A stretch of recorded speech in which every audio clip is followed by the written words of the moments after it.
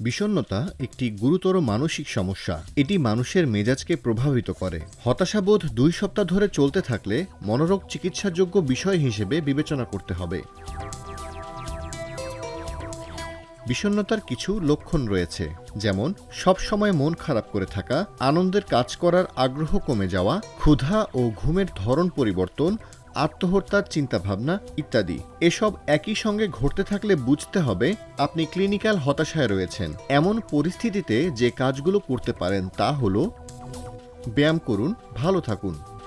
ব্যায়াম বা যে কোনো ধরনের শারীরিক কাজ স্বাভাবিকভাবে আপনার মেজাজ ফুরফুরে করে দেবে। নিয়ম করে হাঁটা বা বাসাতেই কিছু যোগব্যায়াম করলেও আপনি ভালো থাকবেন।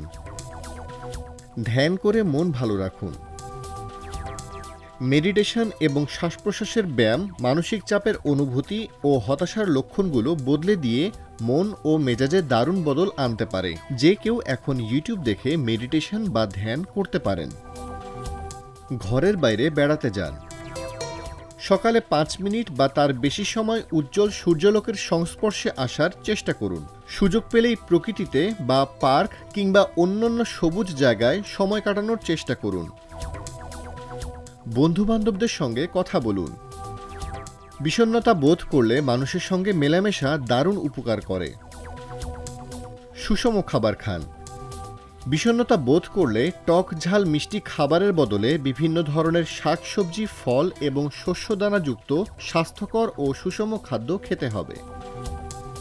পর্যাপ্ত ঘুমাতে হবে। ধ্যান ঘুমাতে সহায়তা করতে পারে। ঘুমের জন্য নির্দিষ্ট সময় করতে হবে। প্রতি রাতে কমপক্ষে 7 ঘন্টা ঘুমানোর চেষ্টা করুন। মানসিক স্বাস্থ্য বিশেষজ্ঞের পরামর্শ নিন। বিষণ্ণতা থেকে যদি নিজেকে সামলাতে না পারেন, তাহলে পেশাদার মানসিক স্বাস্থ্য বিশেষজ্ঞের সাহায্য নেওয়া জরুরি।